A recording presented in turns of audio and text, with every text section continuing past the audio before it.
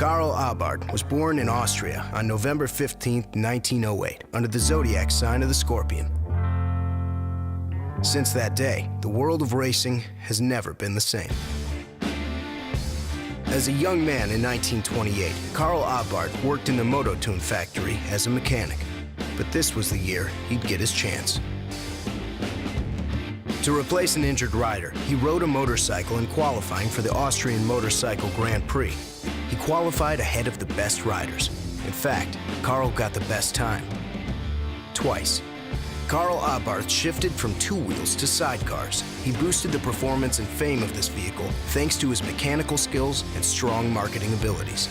Indeed, he embarked on a seemingly impossible mission, challenging and defeating the Orient Express train on the 852-mile stretch between Ostend, Belgium and Paris, France. During World War II, Karl Abarth moved to Italy, obtaining citizenship in exchange for his sporting victories. He devoted himself to car engines, and after an intense and invaluable period at Cisitalia in 1949, he founded Abarth & Company in partnership with Angelo Scagliarini. Their race team was joined by the best drivers of that time, men such as Vignali, Romano, and of course, the legendary Tazio Nuvolari. Under the sign of the Scorpion, both the company emblem and Karl's zodiac sign, the team won everything possible. But the expenses were becoming too high to bear, so Abarth, as always, found a way. To become more profitable, he conceived the first modification kit for the gear and exhaust terminals of the FIAT Topolino. It was a huge success because Abarth's kit enabled anyone to transform his or her own Topolino into a faster, more appealing, and better-looking car. The skilled manufacturer produced a range of cars which immediately started to record their first victories. One of these cars was the extremely successful Abarth 204 model 1100 saloon car. In the 50s, the first contact with major companies were established: Fiat, Ferrari, and Alfa Romeo. Yet the real turning point was the birth of the small Fiat 600. It was while working on this car that Abarth created one of his masterpieces, the 750. During those years, Karl Abarth's fame reached its peak because he started to manufacture top cars, working on the mechanical basis of small production cars. The year 1959 saw the birth of the Fiat 500. It was the car of young people, of speed lovers. It was a small and affordable car that was fun to drive due to its sporty handling. It was the real democratization of race cars.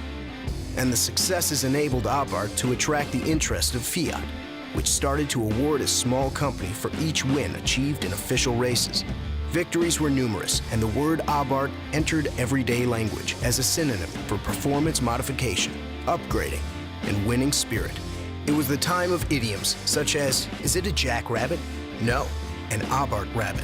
Or, "I'll take a strong coffee, please." I mean, an Abarth coffee. And so on. The expression "small but wicked," which has now entered everyday language, was coined for the small Abarth 500. The car certainly has become a legend, but Abarth cars run all over the world and on all tracks. Witness the Fiat 1100, the Abarth Sim car, or prototypes that enabled him to win more than 800 races in 1967. Those years secured Abarth's fame nationally and established it at a global level. At the age of 57, Karl Abarth was still hungry for records, and he embarked on his last personal challenge against the clock. He broke the acceleration record with a Class E single-seater on the Monza racetrack. To fit into the car, he lost more than 60 pounds. The successes achieved during the 70s were the last victories that Karl Abarth was able to enjoy. Though he was born a winner, used to being able to outmatch anyone and anything, he finally met a challenge he could not overcome.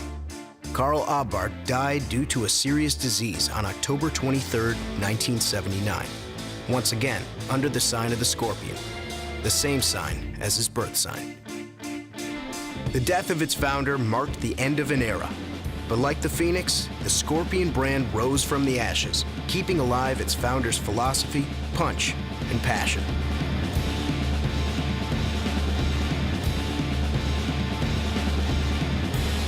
the legend lives on.